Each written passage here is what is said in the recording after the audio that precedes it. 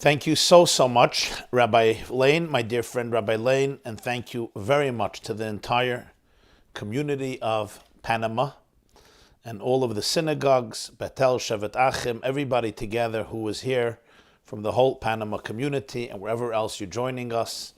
I am thrilled and privileged to be here with you on this very special evening to discuss happiness and joy and being in good spirits during these very interesting, crazy, insane, and challenging times. Let me start off with an old Jewish anecdote, one of my favorites. There was a fellow. He came from the other side of the Atlantic Ocean, and he came to the United States of America. We're going to call him Yankel. And Yankel came from a city called Pinsk in Belarus. Came from a very poor family, but coming to America, he decided he's going to make it. He really wants to be successful. And he goes, he borrows money, buys himself a beautiful suit, label design suit, elegant shoes, exquisite hat, beautiful tie, matching tie, expensive shirt. He's looking good. He comes to shul, he comes to the synagogue on Shabbat, and he decides, I'm not going to sit in the back. In the old shtetl in Pinsk, I used to sit in the back, like a schnorrer, like a beggar. I'm going to sit in the front with the prominent people. I want to create a new identity. I want to flex my muscles and feel good about myself. I want to become a person of prominence. He's sitting there during the prayers and he thinks to himself, nobody's going to really notice me. Okay, I have a nice suit, but it's not enough. So he says, you know what? I have an idea. Always the gabbai of the shul asks, is there a cayenne? A cayenne? I'll say I'm a cayenne. And if I'm a cayenne, automatically I'll get an aliyah on Shabbat, on Monday, on Thursday, by mincha. People ask me to do the blessings after the meals. Automatically I bless the community. Birchat Kohanim. Automatically, when you're a Kohen, your status is elevated immediately. Great idea. That's it. Enough with the old image of this deprived, poor, dejected Jew. Comes the time of the reading of the Torah, and the gabbai gets up and says, is there a cayenne, a cayenne, a cayenne? And this Yankel says, yeah, I'm a cayenne. I'm a cayenne. They call him up. They give him an aliyah. Comes down, Yashekochacha, Yashekochacha, Chazak u'baruch, Chazak ve'ematz, Bruchim tiyu. Thank you. All the blessings, the accolades. People are giving him their hands and a hug, and by the good Svardim, a good kiss on both cheeks. Comes back to his seat. He's feeling so content. After the davening, there's a line, and people go by the rabbi's place, and everybody gives the rabbi shalom and a good Shabbos. And Yankel also goes by, and he gives the rabbi his hand, and he says, Shabbat Shalom, Rabbi. And the rabbi looks at him, and looks at him again, and a third time, and he says, Yankel? From Pinsk? He says, yeah, Yankel from Pinsk. He says, oh my God, you made it out. Wow.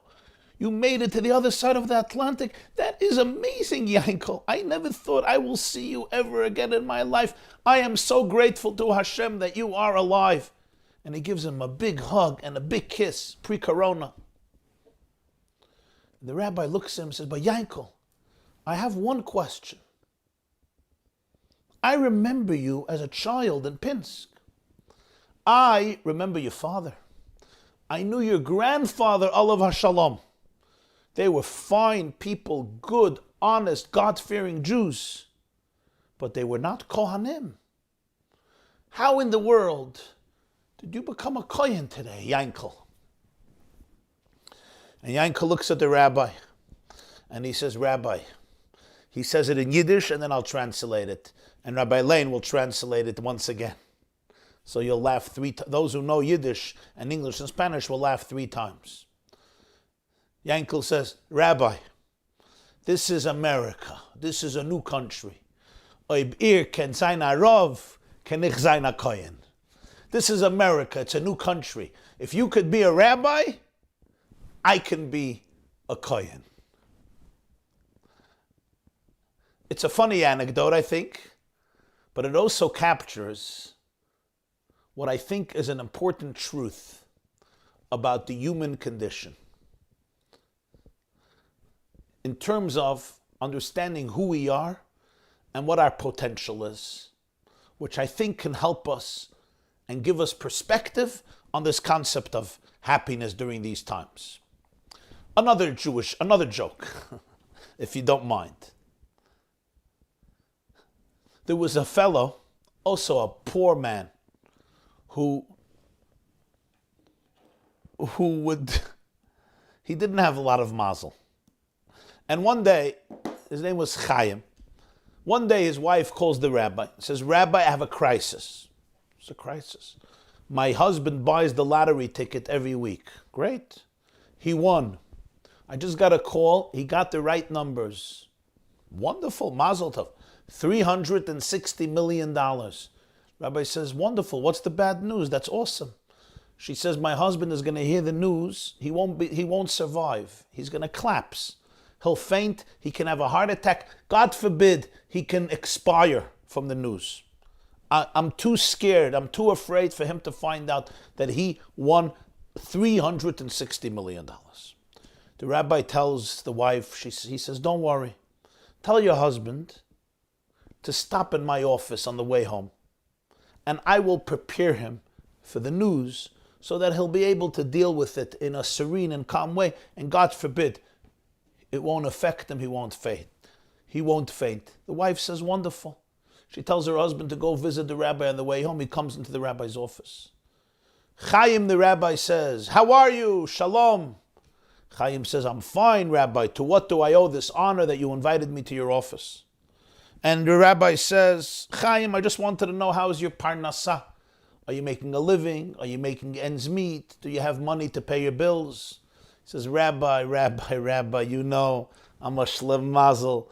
I'm a beggar, I'm a schnorrer, I'm a lo yutzlachnik. I never made it in the business world. I barely have enough money to make ends meet. The rabbi says, "Do you do anything to try to make a larger vessel for God's blessing?" He says, "I buy a lottery ticket every week." The rabbi says, "That's wonderful. Maybe, did you buy the last one?" He said, "Yes, $360 million. The rabbi says, "Wow, that's amazing. Who knows, maybe you'll win." He says, "Rabbi, come on. People like me don't win. We buy the ticket, but we don't win." He says, "Well, why? Somebody wins, maybe you." He said, "Nah, somebody in Montana wins, maybe Kentucky, maybe South Dakota, but not a Jew like me doesn't win the lottery ticket." He says, "Well, maybe you got the right numbers. If Hashem wants you to win, you'll win." He says, "Rabbi, what are you dreaming? What are you creating delusions of grandeur that don't exist?" The rabbi says, "I don't understand. Somebody in South Dakota could win. Why can't Chaim win? What if you got the right numbers?" He says, "Rabbi, stop it." The rabbi says, "Why stop it? It's a possibility." He says, "Rabbi, you know what? Here's the deal. If I won the lottery, you get half the money." And the rabbi fainted and collapsed and was out. You see,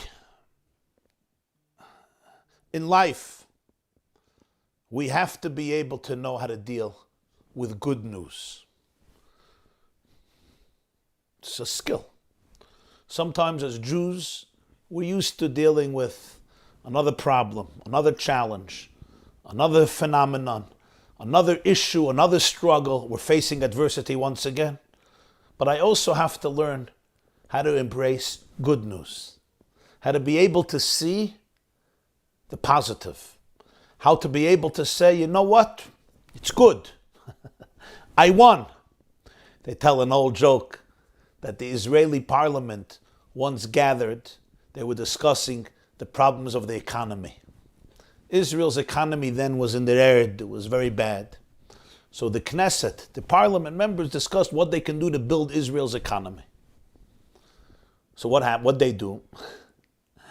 They were discussing different options. One old man says, "I have a great idea. Let Israel declare war on the United States of America. And you know what will happen?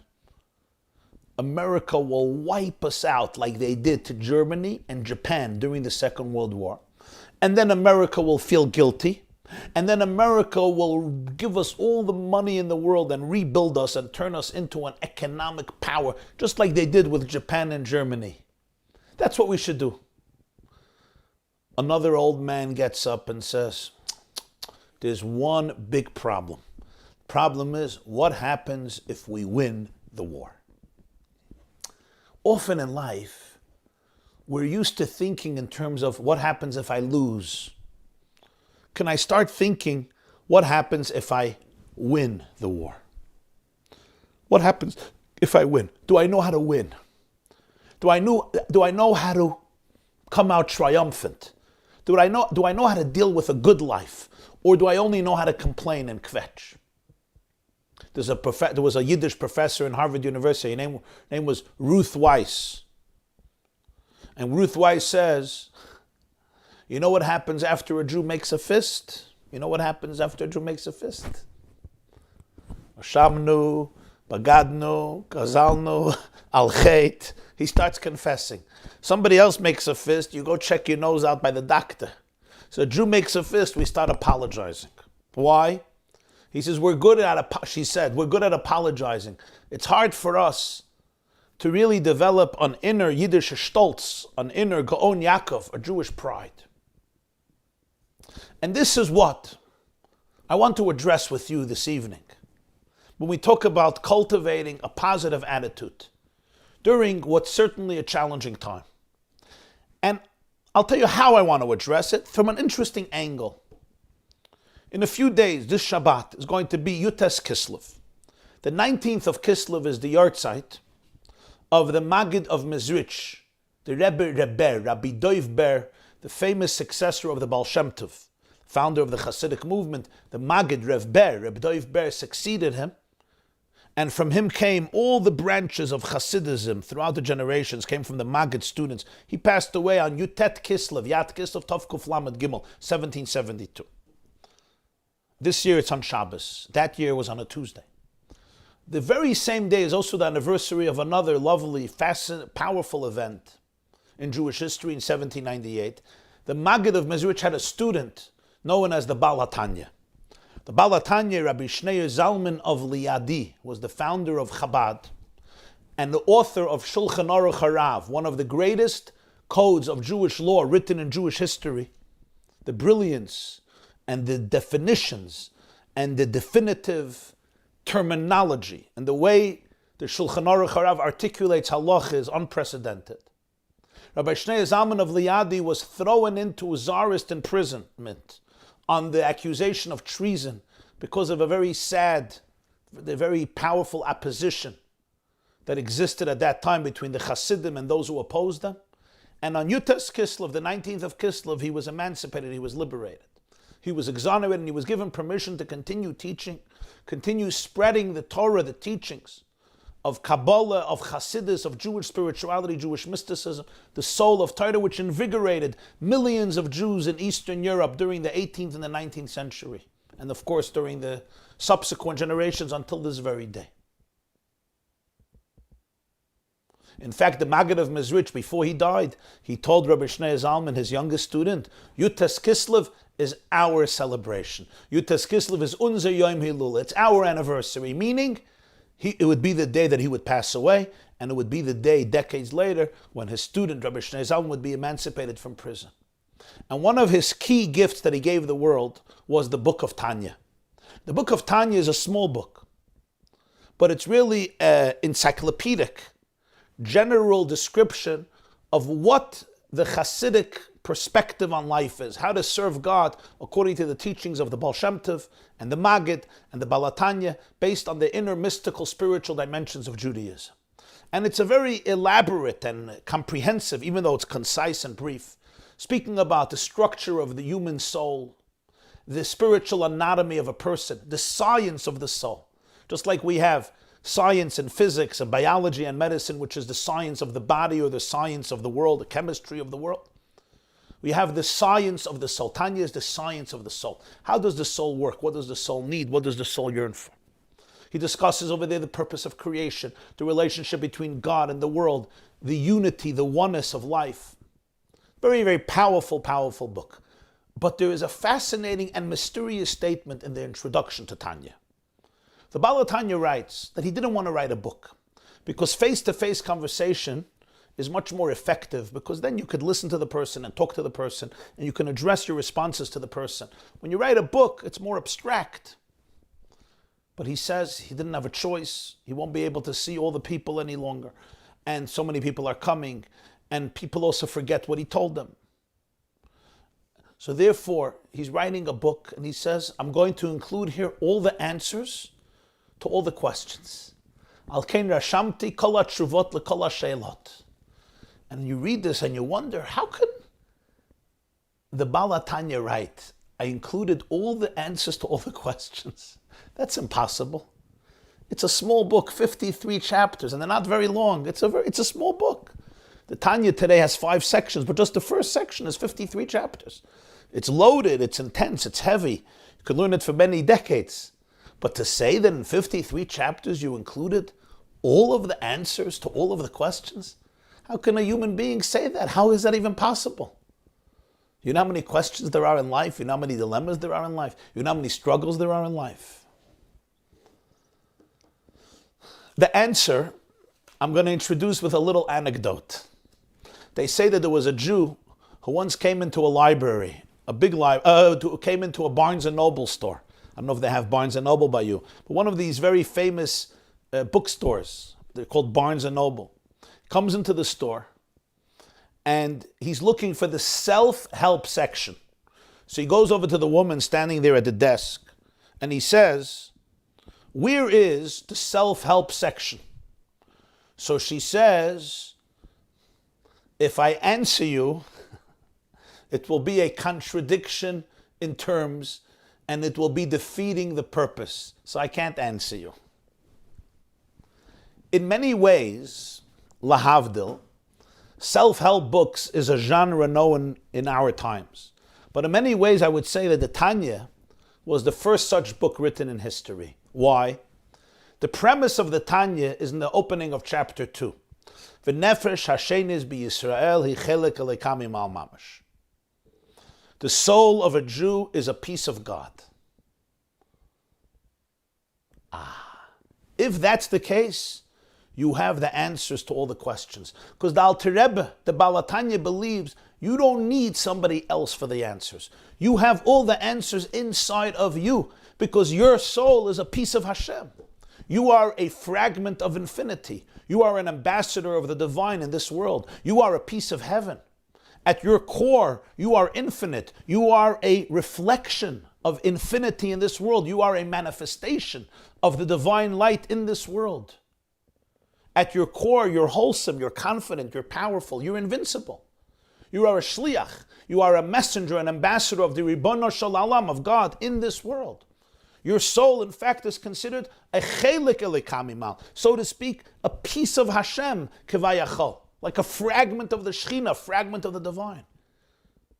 So you have all the answers to all the questions, because all the answers to all the questions lay in you. If I can just tune into my neshama, if I can just move away, excavate my soul, remove the rubble and the layers that cover up and eclipse my truest identity, my true holiness, I'll find the answers. So you say, yeah, but I have anger, and I have depression, and I have jealousy, and I have hatred, and I have insecurity, and I have fear, and I have melancholy, and I feel dejected, and I'm dealing with trauma, and I'm dealing with pressures, and I'm dealing with stress, and I'm dealing with anxiety. Should I go on? Whatever it is, I know I'm dealing with it. But if I can tune in deeper, if I can dig a little deeper, or a lot deeper, I will discover that my core is infinite. My core is a piece of Hashem. It's indestructible. And no mistakes in the world, no sins in the world, no trauma in the world, no abuse in the world can destroy it, can eliminate it, can obliterate it. It can be covered up. It can be covered up by layers. It can be covered up by dense layers, which can eclipse my inner light. But the journey of Tanya is a journey towards your truest, deepest, most authentic self that remains untarnished, unscathed, and unsoiled. Rabbi Lena, I hope you're translating all three terms. And untouchable. And when I can believe in that space and tune into that space, I will have the answers to all the questions. Because the questions are all coming from my inability to really appreciate who I am and what is inside of me. Now, it's not always easy to get there. Sometimes there's trauma that sits in my body and doesn't let me get there because the body holds the score in the title of a famous book. Sometimes the trauma sits in my brain. Sometimes it sits in my neck, in my back, in my stomach, and I have to release it. Sometimes there's a lot of anger that's pent up. Sometimes there's a lot of frustration, a lot of disappointment.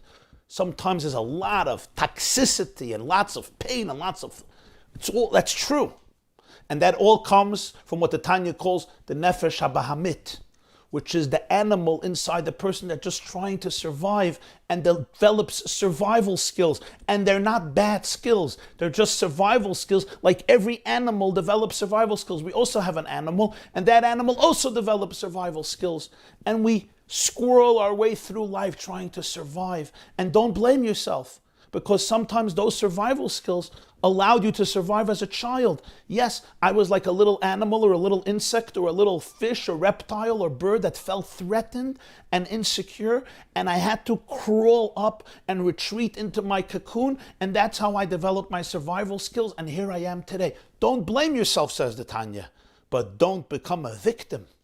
Don't subjugate yourself and don't surrender to mediocrity and feel that forever you have to be trapped in this little petty orbit that defines you.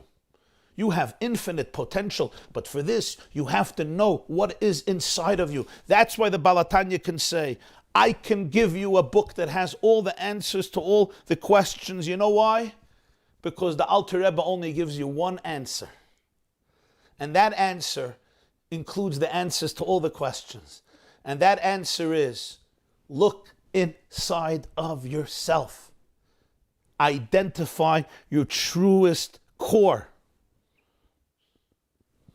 All the questions that we have in life come from narrow vision. They come from tunnel vision. They come from the fact that I feel weak. I feel lonely. I feel impoverished. I feel depressed. I feel scared. I feel detached. I have attachment disorder. I don't feel connected to anything.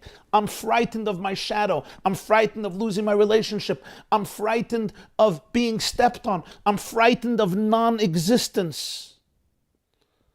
But the Alter Rebbe, the Baal HaTanya, teaches you, he says, you know who you are? You're never lonely. You are always one with God. Hashem is always with you. As we say in Psalms 23. Even when I walk in the valley of the shadow of death, I don't fear evil because you are with me. That's the famous Psalm chapter 23. The Lord is my shepherd. There's a lovely anecdotal story that Pavarotti, the great opera singer, gave a beautiful rendition of Psalm 23. The Lord is my shepherd, I shall not want. And he gave and he presented such a beautiful musical rendition of this psalm of King David. And when he finished, he received a standing ovation. And then an old Bubba, an old Jewish grandmother, gets up and says, Mr. Pavarotti, do you mind if I give my own rendition of Psalm 23, the Lord is my shepherd? He says, go ahead. And she begins her rendition, but I hate to say this, she couldn't carry a tune. She didn't know the words well. She didn't know the lyrics well. Her voice was not the best voice in the world, but she was doing it and she put in her soul into it, and it was so sincere, people started to cry. And when she finished, there was not a dry eye in the auditorium, and Mr. Pavarotti, the anecdote goes, turns to her and says, Ma'am, I don't understand. I did a most exquisite rendition of this psalm, the Lord is my shepherd. People gave me a thundering applause, but nobody was crying. You broke every rule. You can't carry a tune. You didn't know the words. Your voice has what to be desired. But everybody was crying.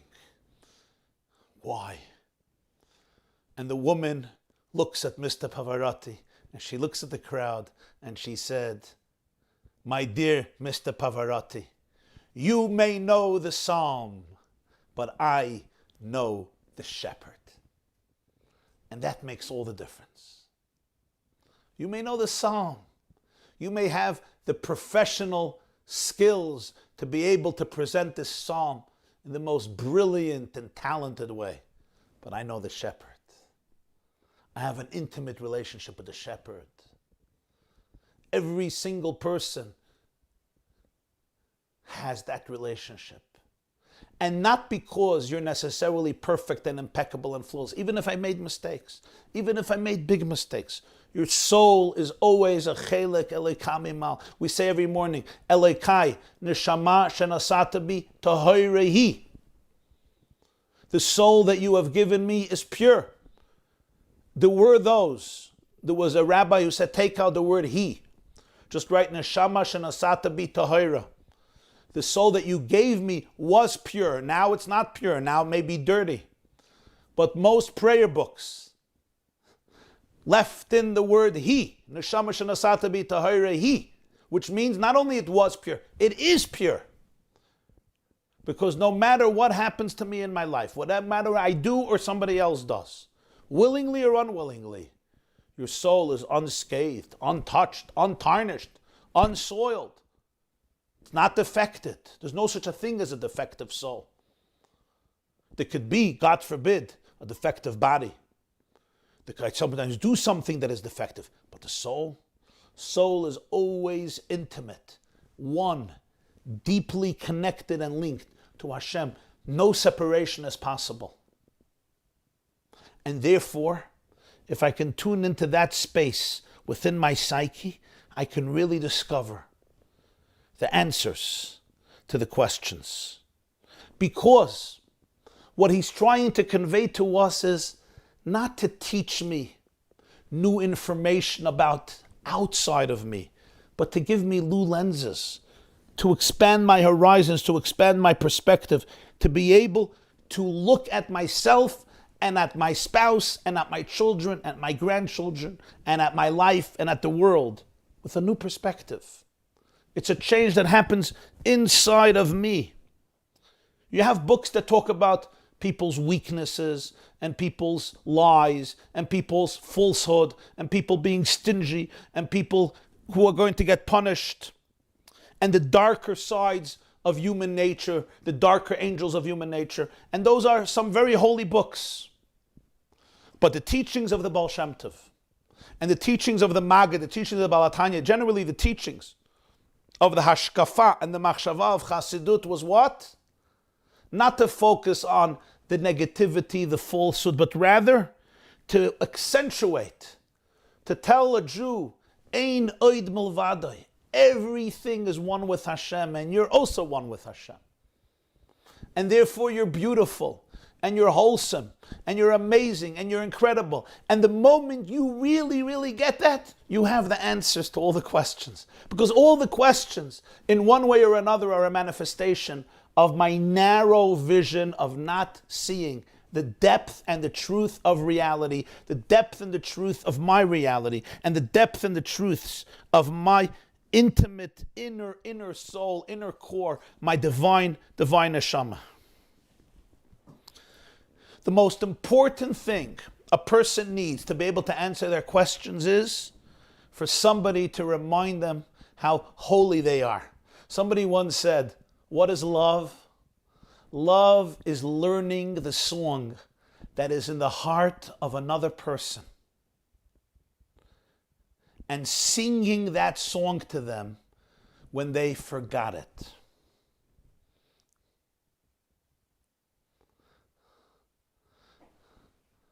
And for me, personally, this describes something that I feel for me is such a powerful mission and calling. Learn the song that exists in another person's heart. That's what love is.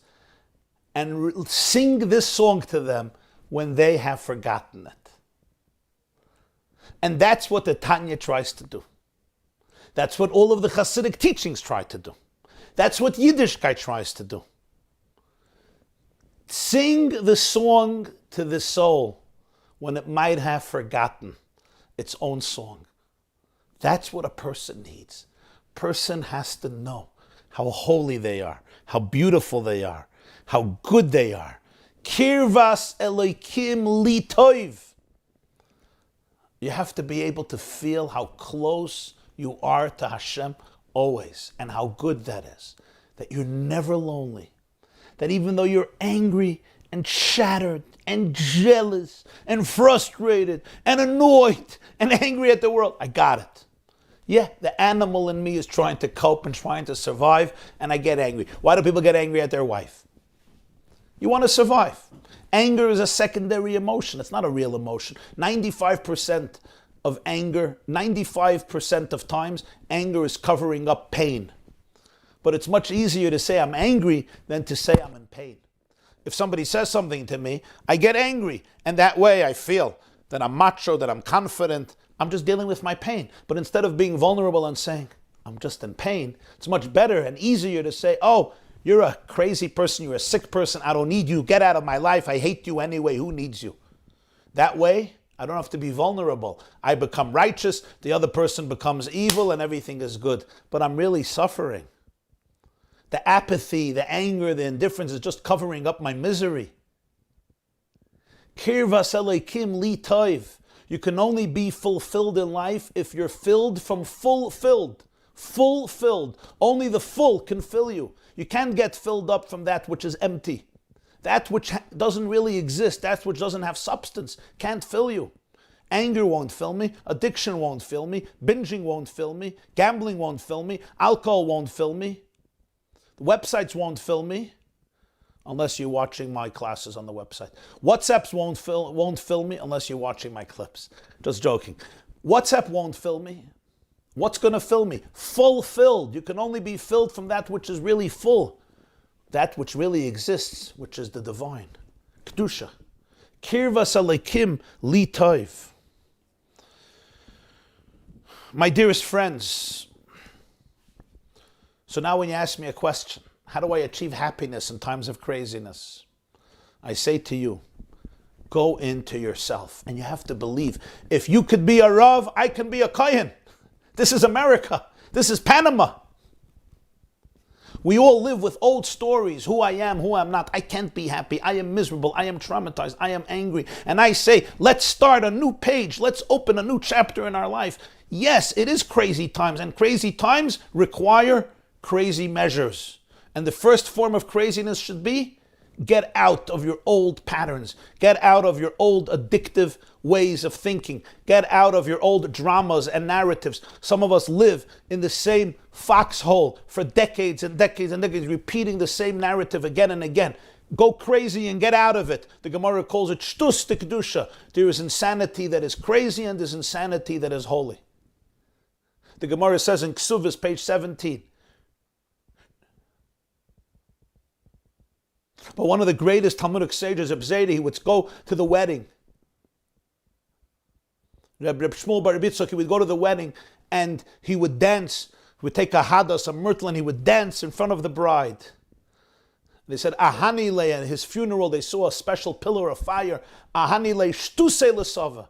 This, the Talmud says, holy insanity, holy craziness. When you live in a time of extremes, you have to find the holy insanity, which means to go out of my limitations, to go out of my old patterns, to go out of my old stories, to break out of all of this psychological and emotional shackles, and to start dancing with Hashem, and to start dancing with life, and to start dancing with my brothers and sisters, and to start dancing with my spouse and my children, and to start dancing with my soul. Naharai simcha uchaf, yachad harim iranenu, shiru l'Hashem, shir chadash, Ki roitza Hashem b'yamai, we say every morning. Ashira l'Hashem b'chayoi, azamra le'lokai b'yoidi.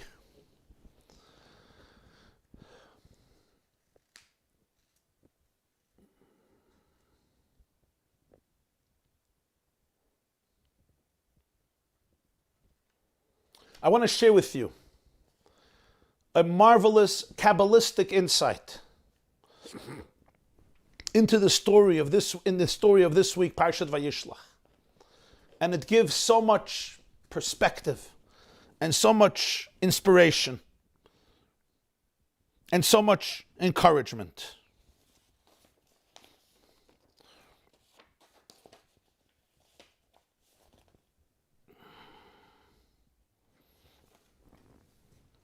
In Parashat Vayishlach, Yaakov meets Eisav after 34 years. Yaakov is afraid that Eisav is going to kill him. And he sends him a gift, and he prays, and he prepares for war. But in reality, everything changes. When Yaakov sees Eisav approaching, what happens? He goes and he bows down. He bows down to his brother 7 times until he gets close to his brother, and Eisav runs to him. Vayichapkeyu, he hugs him, and he kisses him, and they both weep. And everybody bows down. Leah bows down with her children, and Bilhah and Zilpah, and Yosef bows down, and Rachel bows down. And Yaakov and Eisav have this beautiful, warm, brotherly encounter filled with love and passion. Rashi brings one opinion that at that moment there was a genuine love from Eisav to Yaakov. Noshka b'chol libay. He kissed him with all his heart.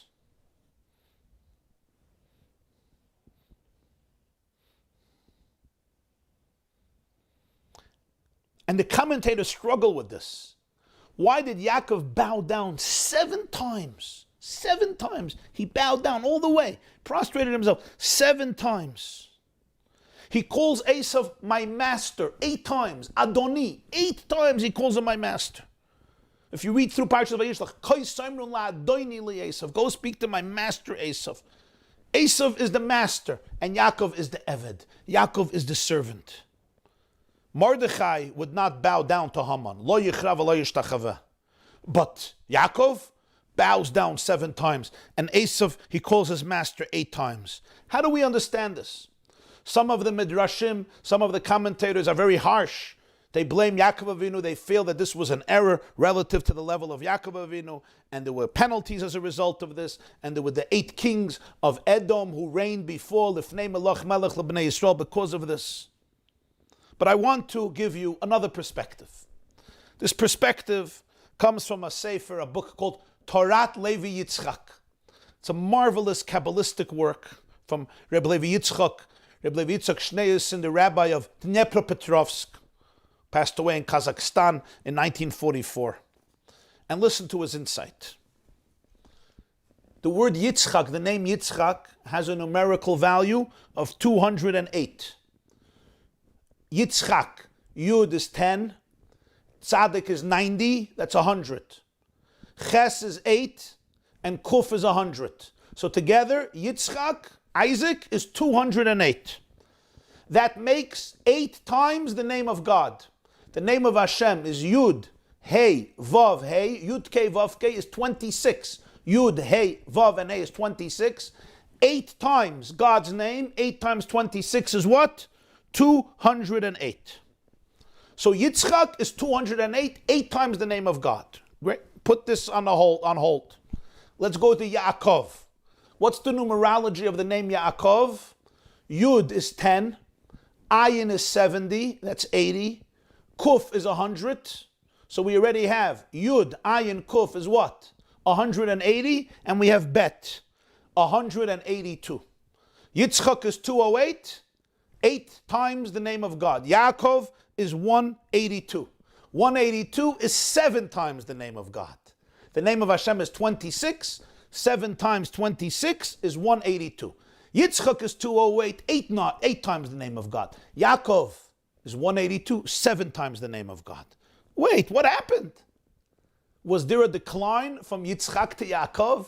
Isaac had the name of God 8 times, and Yaakov got lost. One of God's names got lost. Yaakov only has it 7 times. How did this happen? And who gave Yaakov the name Yaakov? Yitzhak. Vayikra lo Yaakov, not Rivka, Yitzhak. Yitzhak knows his name that he got from his father has 8 times the name of God, and he gives his son the name 7. The name Yaakov, 182, is 7 times the name of God. Something is off. Something is strange. You want to bequeath everything you have to your child. You want your child to become even greater than you. That's what every father wants. We're jealous of everybody, but not of our children. Ooh, what's the answer? You guessed it. Yaakov has a brother he has to share. What's his brother's name? Eisav. What's Eisav? What's Eisav? Ayin is 70. Sin is what? 300. And Vav is 6. So Eisav is 376. What is 376? 1 time God's name, 26, and 7 times the word tamei, impure. Tamei is tes is 9, mem is 40, aleph is 1. How much is that? 49 and 1 is 50. How much is 7 times 50? 350. How much is 350 plus 26? 376. Eisav is 1 time God's name plus 7 times Tameh. Yitzchak is 8 times God's name. 1 of them went to Eisav. Plus 7 times Tameh, impure. So Eisav is 376. And Yaakov, 182, is only 7 times the name of God. Yaakov understood the secret of his brother. Eisav had a split personality. He was spiritually schizophrenic. He was a Jewish boy. He came from Yitzhak. He came from Rivka. The Gemara in Kiddushin, page 18, says Yisrael Mumar. It's not like Yishmael. Yishmael was born from Hagar. She was Avram's maid. But Eisav was born as a twin to Yaakov. He was the son of Yitzhak and Rivka. He had very, very powerful potential. He had very, very deep holiness. He had the name of Hashem, but it was covered up with 7 layers of tamei, with 7 layers of impurity. And Yaakov knows that healing the world will only come by healing Eisav, and healing the Eisav inside of him, and healing his relationship with Eisav. And that's why he has to get close to his brother. Not because he suffers from an inferiority complex, because he has to be able to help Eisav find his own inner divine core, his own inner divine truth. So Yaakov bows down 7 times, because each time he wants to remove another layer of tamei. He wants to get through to the essence of Eisav. How do you get through to the essence of a child who's broken, who's traumatized? You have to get close to them. If you judge them, if you criticize them, if you come down hard on them, they run away from you. You have to be able to tune into their pain. You have to be able to make them feel that you really love them and you connect to them and you appreciate them and you understand them. You have to go down to their space. You have to prostrate yourself. You can't remain on your high horse and say, hey, hey, hey, hey, hey, hey. It's not going to work. You got to go down 7 times, 7 tameis. 7 tameis. It's also connected. Gemara says in Saita, Yud Aleph, that when Avshalom was killed, Avshalom rebelled against David and he tried to kill his father, and Avshalom was killed. You remember when his hair was hanging in the tree and Yoav beheaded him, and David called out the word, David exclaimed, Bini, Bini, Bini, Bini, Bini, Bini, Bini, 8 times. 8 times. And the Gemara says, he took him out of the 7 states of Gehenna and brought him into Olam Haba. 7 layers of Tameh. Bini, by connecting to him. So Yaakov goes down 7 times. Each time he can penetrate another layer of Tameh until he can find that 26, the name of God in Eisav. And that's why you'll see Yaakov throughout Parashat Vayishlach always says, Hatzileini na miyad achi miyad Eisav. Save me from my brother, from Eisav. A whole time he calls him my brother, my Eisav. Then when they meet and they embrace each other, after he bows down 7 times, and they kiss each other, and they cry on each other, and they hug each other, what happens suddenly? At this point, it says, Ad gishto ad achiv. He bowed down until he came to his brother. Suddenly he's not called Eisav anymore. What happened? He lost his name? Eisav was not Eisav any longer. Eisav was his brother. You see, Eisav is 376. That's 7 times Tameh with 1 time God's name. But after the bowing down 7 times, He went deeper. He went into the 26. He went into God's name. He helped Eisav come back to himself at least a little bit. Now you might say, but everything changed back to normal. Eisav left and Yaakov left. Yaakov planted seeds at that time that one day the whole world will be rectified. All the Eisavs will be able to reunite with Yaakov. One day we say, all the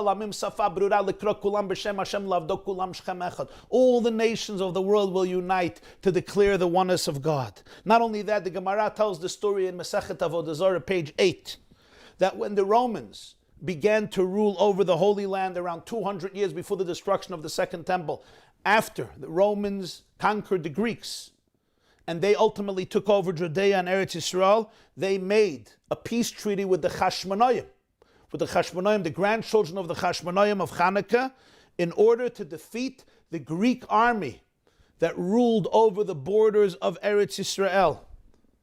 And because the Chashmonaim helped the Romans gave the Chashmonaim 26 years in which they can rule over Eretz Yisrael, which is the 26 years corresponding to 26, the name of Hashem in Eisav, who was the father of Rome. Eisav was the father of Edom. That's why Edom is associated with Rome and Eisav is the father of Edom. In other words, this moment was planted for eternity. And in different generations it comes out until in our times. And when Mashiach comes completely, when the whole world will be repaired. What does this teach us, my dear friends? We each have the Eisav inside of us. We sometimes see the Eisav in our loved ones, our children, or our friends, or our communities. And we see the Eisav inside of us, that wild kid who's out in the field hunting all day, who tries to fool his father. Yes, there are sometimes deep layers of tameh, but you have to be able to go down and enter into the space with compassion and reveal the Yud Kei Vav Kei, Hashem's name, inside. And then miracles happen.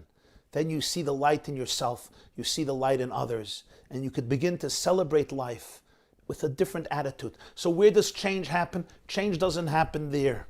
Change happens right here. Change happens in my glasses, in my lenses, in my eyes. From tonight, when I open my eyes, how do I look at myself? How do I look at my spouse? How do I look at my kinderlach? How do I look at Hashem? How do I look at life? How do I look at the world? I could look at it from a very narrow and restricted and traumatized perspective, which is normal, you're human.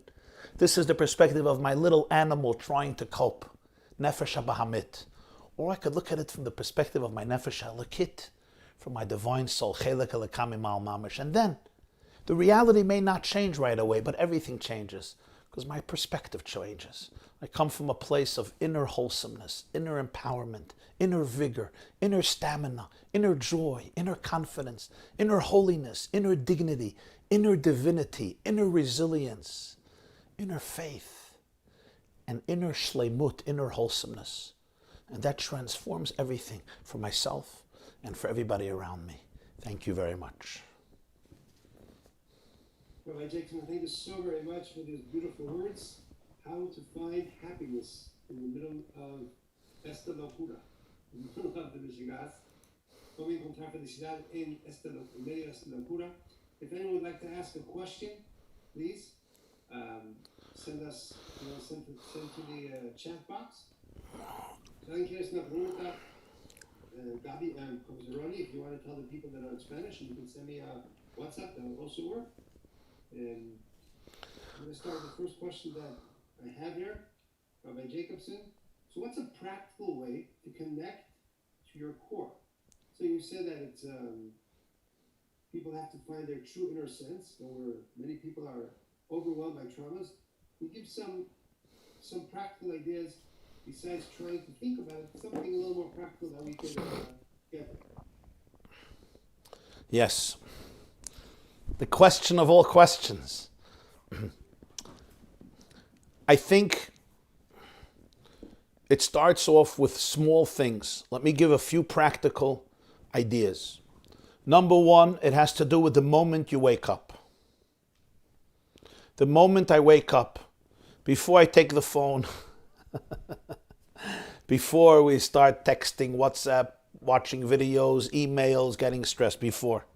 The moment you wake up, there's a special meditation that Jews say. And it's a game changer. Modeh ani lefanecha melech chai v'kayam shechazarta binishmati b'chem l'rabba minatecha.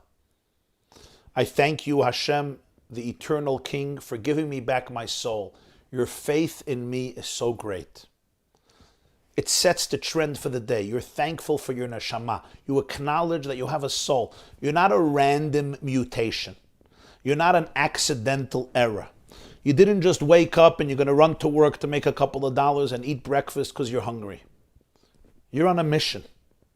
You're a soul. You're not just a body. They used to say we have a soul in the body. Hasidim say, no. We have a body in the soul. You're a soul. The body is an aspect of the soul. The body is inside the neshama. It's not the neshama is in the body. The body is in the neshama. You're a soul. God sent you down here, and you're a piece of Him. You're a representative of Hashem. That's the attitude, how the day has to begin. Now, go brush your teeth, go take a shower, get dressed. Don't look at your phone yet, a little later, unless it's an emergency. Then when we say the blessings in the morning, it's so important just to take a few minutes, even if you're stressed, to take a few minutes, just to meditate. Gratitude, focus on the words, and you'll see you're going to connect to that part of you. That's number one. Number two, it's important to be able to have somebody to talk to in our lives about what is going on in us. We say in the Mishnah, "Aseh lecha rav ukneh lecha chaver." You need a mentor, you need a friend. Whether it's your spouse, whether it's a professional, whether it's a therapist, whether it's a good confidant, a good colleague. But we need somebody with whom we can be open, in whose presence you could think out loud and just express what's happening. Work through your pain and be vulnerable. Because the way to penetrate to the core is through midat harachamim, through compassion. Remember, Yaakov is compassion. Judgmentalism does not help you get to your core. It doesn't open you up. It closes you up. We see it all the time. When I'm judgmental of people, they close up. When I'm judgmental of myself, I close up. I just feel guilty. To have compassion on other people, you have to have compassion on yourself. Be able to have compassion for what's going on and express it without judgment, but be vulnerable. When we have these conversations often, we could then see the blockages. We can open ourselves up to the blockages. Now, this is not an easy process. Sometimes there are a lot of layers you have to work through, but you have nothing to fear, but fear itself. The third thing I would say in a very practical way is help other people do this, and you will get a lot of that achieved by yourself. When we reach out to others, that energy comes back to us. I mentioned before, what is love? Learning the song that exists in another person's heart, and when they forget it, sing it to them. Every day, try to sing such a song to one soul. Reach out to somebody, inspire them, believe in them, invigorate them. Before I go to sleep, I want to ask myself, did I do a favor to one person today? Help them become closer to their true goodness, to their hope. Give them hope, give them encouragement. Try to do such a thing every day, and the results are often magical. Those are 3 steps to begin with.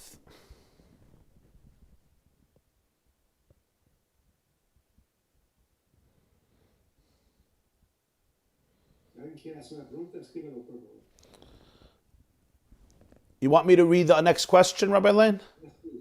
Yes. How about when people have financial difficulties or health issues? What advice can you give them? Listen, the first thing is, I'm so sorry. It's hard, it's painful.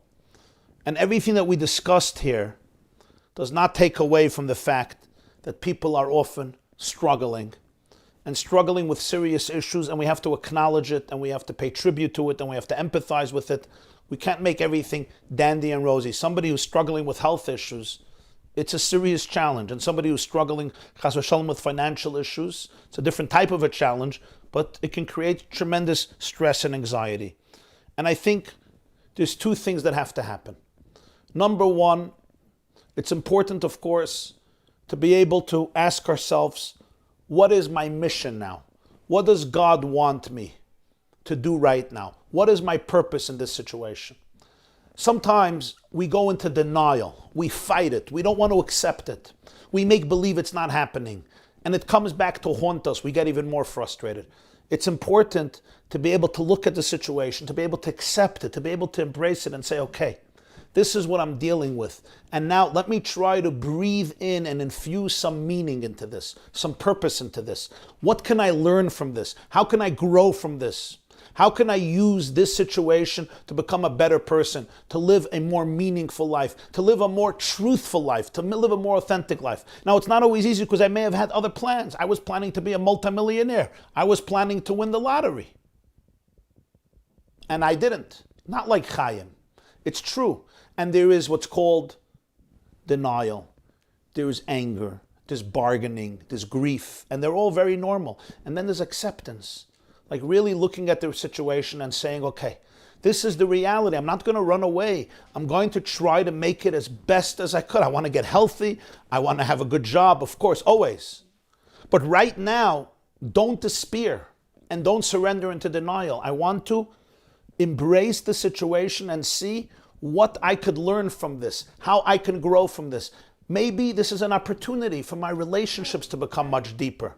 Maybe this is an opportunity for me to be much more honest. Maybe this is an opportunity for my prayer, my relationship with God to be much more powerful. Maybe my situation with my children or with my spouse can be mended. Maybe my situation with my family. A lot of good things can happen, but I have to always be able to look for the meaning. And don't allow depression to take over. Reb Simcha Binim of Pshischa said, when we lose our money, we lost nothing. Money comes, money goes. When we lose our health, we lost half. Our soul could still be healthy, but the body is suffering. But he said, when we lose our courage, we lost everything. Never ever lose your courage. Never lose your resilience. A positive attitude is so important for healing. You know, with this coronavirus, besides the issue of quarantines and the pandemic and the health and everything, people are panicking. And their immune system is compromised. You have to live in an environment of simcha. Simcha doesn't mean that everything is dandy and lovely and perfect and rosy. It's not simcha. Simcha is not naivete. But simcha means there are things I don't understand. I don't have to wrap my brain around reality, but I'm always living. Kirvat Elokim li tov. I'm living in the infinite embrace of God, and therefore I can maintain my spirits and maintain my perspective. And that itself, that faith, that bitachon, we once had a Panama class, remember about trach good, thinking positive, that itself puts you into another mode. You attract good things to yourself. It's easier to find a job, and it's easier to get a raise in your salary, and it's easier to maybe create a new venture, or go out on a new venture, or invest in a new company, or find new things. You know, when you wake up in the morning and you operate from a place of positivity, you have much more opportunity. Your brain is thinking in a different way. It exudes a different type of energy, even without quantum mechanics, certainly with understanding of quantum mechanics. Watch the wires. So therefore, when a person is in a state of joy and exuberance and happiness, you could say hi to everybody. Say hi to the Jews in Panama. Come say hi to them. Hi. That's my Avram Moshe. When we're in a state of simcha, of positivity, you'll see that new choices come up because you're in a more expansive place. You live in a larger world. Question: is there any value to be happy even a little bit a day, even if most of the day I will feel overwhelmed with my problems? Oy, you're such a beautiful Jew. I love this question. Is there a value of being happy a little bit of the day, even the rest of the day I'm going to be miserable? I say, listen, we take whatever we get. We take whatever we get. So if you're going to be happy a little of the day, good. Be happy a little of the day. But I hope that those moments are going to be contagious. And those moments are going to last longer and longer because you're going to see the difference. When we operate from a place of simcha, it's much better for our problems. Stop telling God how great your problems are. Start telling your problems how great God is.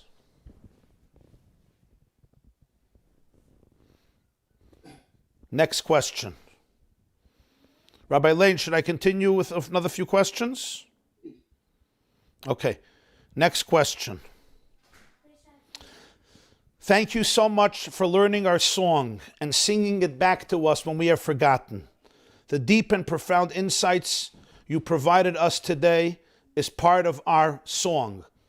What about someone who insults and abuses a brother? I had to cut ties with my brother because he insulted me and he abused me. I am sorry to say. Well, first of all, I'm so sorry. That is very painful. To cut ties with a brother is very painful. And I know that even if at times we may deny it and say, oh, this brother is a nobody, a brother wants to be close to a brother. Trust me. I know brothers who are not on speaking terms for many, many years. And you know what? They're not at peace. They have all the excuses in the world, but they're not at peace. Deep down, we miss our brother. I was at a wedding last week or 2 weeks ago, and there were two people at the wedding. Their fathers are brothers. They're first cousins. Their fathers have not spoken to each other for decades. And they were both a little tipsy at the wedding. And I hear one of them come over to his cousin. And they were never on speaking terms because their fathers drifted away. And he tells his cousin, with almost tears in his eyes, he says, my father misses his brother. Let's create peace between them. It was such a moving moment. These are both macho men, successful. They seem confident, powerful. But a family is not supposed to be separated. I'm sorry. Brothers have to be able to speak to each other. We can't always agree with each other, but family has to be separated. Now, I don't know the story with your brother. That's why I say I'm so sorry, because I see that you yourself are in pain. The only question I would ask, without knowing any details, is it possible to create some basic relationship, even if you don't become best friends in the world? And it's important, especially for the children. It's important for the parents. It's important for the other siblings. Even if you don't become best friends, can they reach a place where you have an amicable workable relationship? Maybe you can have an open conversation with him. Maybe you can bring in a third person. Maybe you can go visit somebody, an arbitrator, a therapist, a rabbi.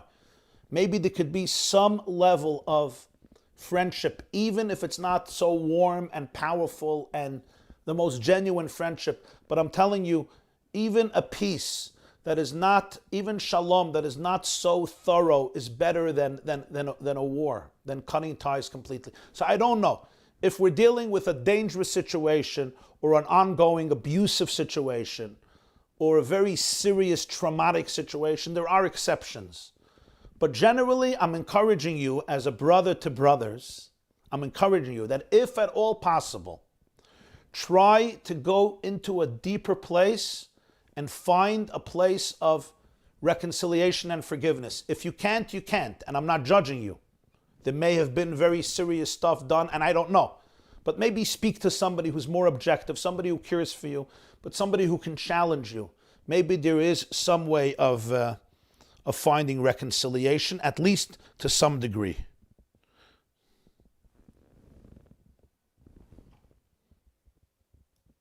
At this point, I want to thank very much my dearest friend, Rabbi Ari Lane, for inviting me, Reb David for arranging it and orchestrating it, for everybody who's here joining us, for the whole Panama community, from all the different communities of Panama who unite here to learn and study and grow together. Everybody who's joining us, it's a privilege to be here with you. I wish you bracha v'hatzlacha ad bli dai, chazak chazak v'nitchazek. Thank you very much. Till next time. Rabbi Jacobson, before we end up, just give us 3 thoughts of what lessons we can learn from this pandemic of encouragement. 3 positive things in all your experience. Yes, I think number one, the pandemic, I think, challenged all of us to go deeper into ourselves. I think that is a tremendous opportunity. You know, they say the worst thing about a crisis is when you waste it. In other words, there was a crisis that befell our planet.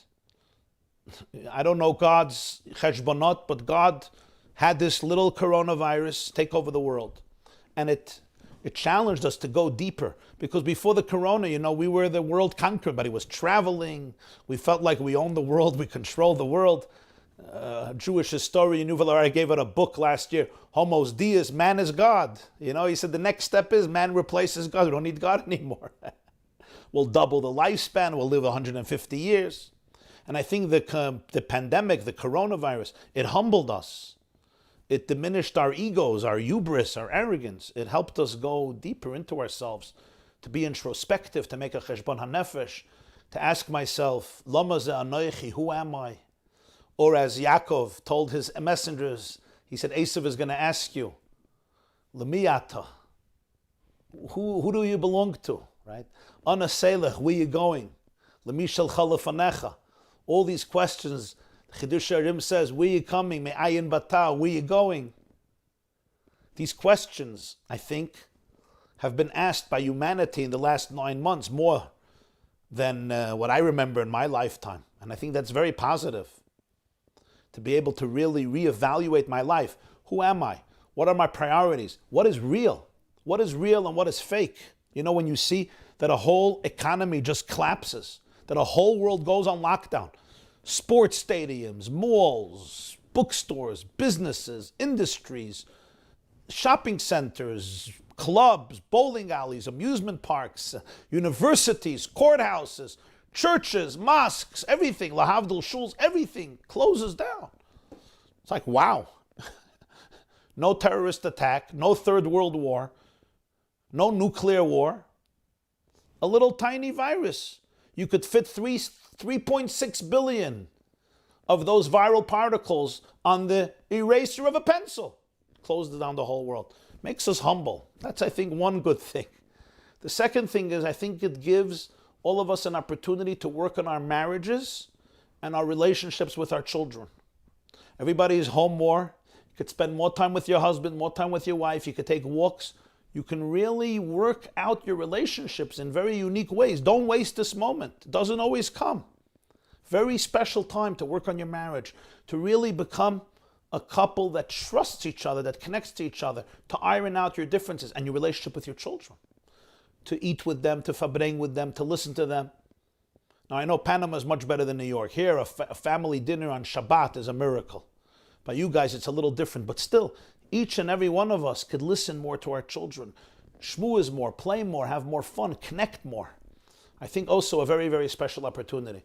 And finally, I think the third element is our relationship with God. I think that this is an opportunity for people to find God in a much more real way. You know, many of us were used to just going to shul 3 times a day, and you follow the road. You daven with a minyan, Baruch Hu, Amen, Yehesh Shmei Rabba, which is amazing.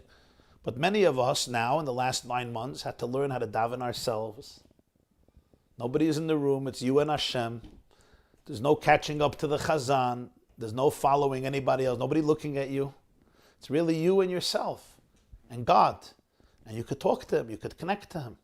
I think it's a very powerful, powerful opportunity that we have to use. And finally, I would say a sense of unity. I think God gave us a special gift now that we can increase in Achadut Yisrael. I see much more Jewish unity now. Now, I know in America we have had divisive elections, Michigan, and it's still not over, as you know, between Donald J. Trump and Joe Biden. It's Lebedik and Freilich. We had the riots and Black Lives Matter. It was a divisive time. But the first few months there was a sense of unity in the world. And I think underlying everything there was an inner sense of unity, but I think the Jewish people experienced a rare moment of unity. Yes, I know not everywhere, and it's not perfect, and Israel has its challenges, and there are people who love demonstrating and rioting and throwing rocks, etc. But what I'm finding from I've had hundreds of Zoom classes, hundreds, and lectures and seminars and shiurim with the whole world in the pandemic. Just this morning I had a 7:30 in the morning class To my regulars on the yeshiva.net, we have our 7:30 morning class, which we'll have tomorrow again on the Parsha. A little later, I had a class especially for women, a women's class. I had a class today from Melbourne, Australia. Melbourne, Australia, and Sydney, Australia. I had a class today for Holocaust survivors in the JCC of Borough Park, and I had a class today for the University of Bar Ilan University students. We had a class, and now I'm with Panama. So we had Bar Ilan in Israel, and Melbourne, and Sydney, and New York, and Borough Park, and now we end off in Panama, and then I go to sleep. Then I go to sleep. So I take a drink and I go to sleep. Well, after Daven Ma'ariv. What's my point? I want to tell you something I'm seeing. I'm seeing a lot of Jewish unity. I'm telling you. I'm seeing Jews getting together. We're realizing that the fights are stupid. The Ashkenazim, Sfardim, Hasidim, Litvaks, this Satma, that Satma, this Bobiv, that Bobiv, this Ger, that Ger, this one, that Chassidim, Litvish, Yeshivish, very Yeshivish, right-wing, left-wing, centrist, modern, more modern, this type, that type. Come on. So we disagree about a couple of things. We could disagree with each other, but we have to be here for each other. So we have disagreements, so what? I think Jews are feeling it more and more. Not everybody. I know there are fights. I know there are problems. I know there are challenges.